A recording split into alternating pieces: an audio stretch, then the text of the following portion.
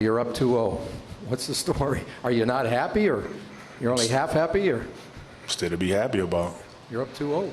Job's not finished. Job finished? No, I don't think so. How did you get your mindset into this alter ego to be comfortable being Black Mamba? Like, how did that happen? It's a good separation for me, emotionally, to be able to put myself in a place where at practice or when I'm training or during games, I switch my mind to something else. I switch my mode into something else, right? For me, it's the equivalent of Maximus, Decimus, Meridius, and Gladiator picking up the dirt, smelling the dirt. It's go time, right? So that was my mental switch. It was like an actor getting ready for a film. You got to put yourself in that cage. When you're in that cage, you are that character.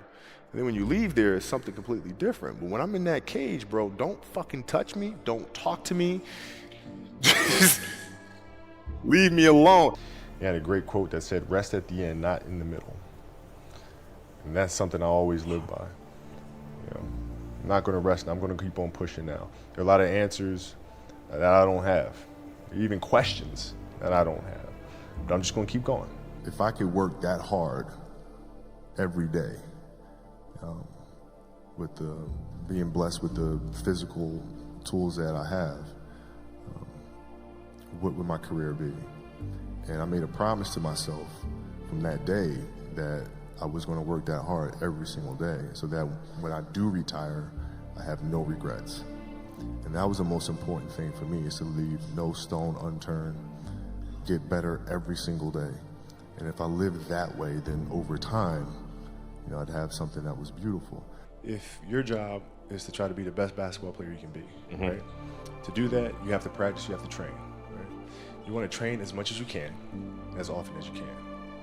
So if you get up at 10 in the morning, train at 11, right? 12, say 12, train at 12, train for 2 hours, 12 to 2, get back out, you train, start training again at 6, train from 6 to 8, right? And now you go home, you shower, you eat dinner, you go to bed, you wake up, do it again, right? Those are 2 sessions. Right, now imagine you wake up at 3, you train at 4, you go 4 to 6, come home, breakfast, relax, blah, blah, blah. Now you're back at it again, 9 to 11, right? Relax, and now all of a sudden you're back at it again, 2 to 4, and now you're back at it again, 7 to 9. Look how much more training I have done by simply starting at 4, right? And so now you do that, and as the years go on, the separation that you have with your competitors and your peers just grows larger and larger and larger and larger and larger. And by year 5 or 6, doesn't matter what kind of work they do in the summer, they're never going to catch up because they're 5 years behind. So it makes sense to get up and start your day early because you can get more work in. Is that genetic?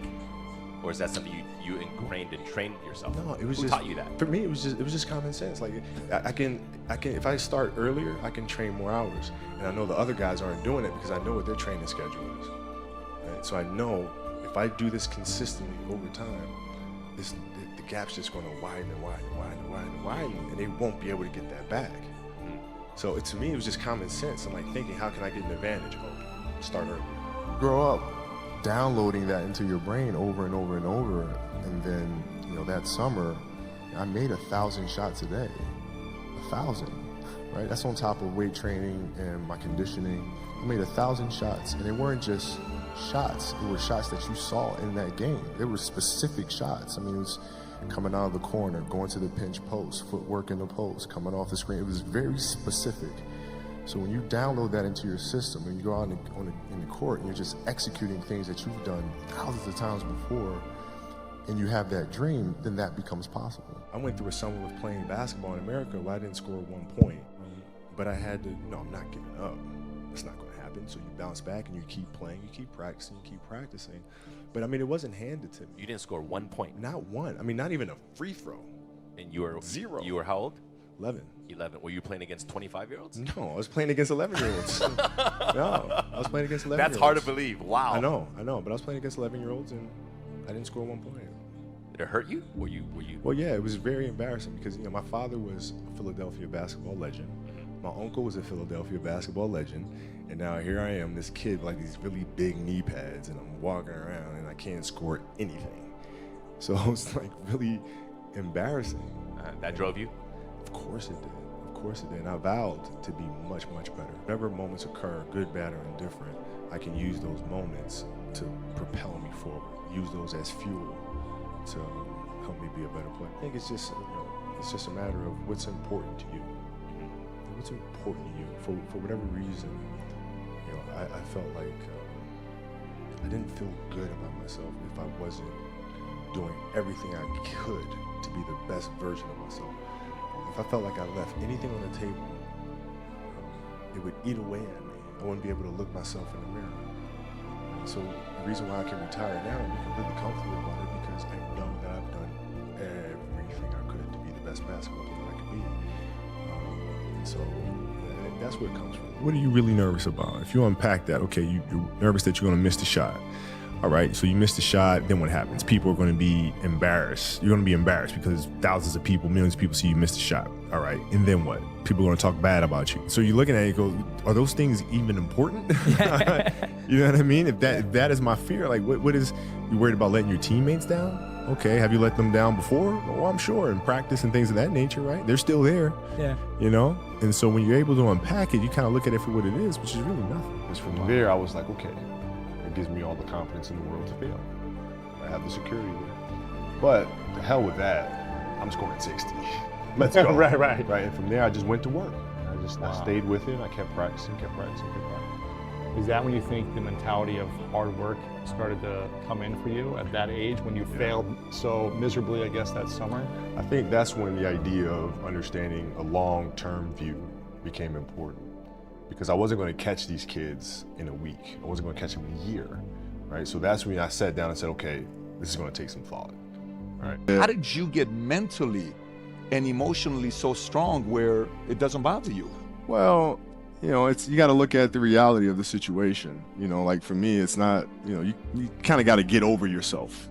Like, it's not about you, man. Like, okay, you feel embarrassed. You're not that important. Like, get over yourself. Yeah, that's where you go. Get over yourself, right? Like, you're worried about how people may perceive you, and like you're walking around and it's embarrassing because you shot 5 air balls. Get over yourself, right? And then after that, it's okay, well, why did those air balls happen?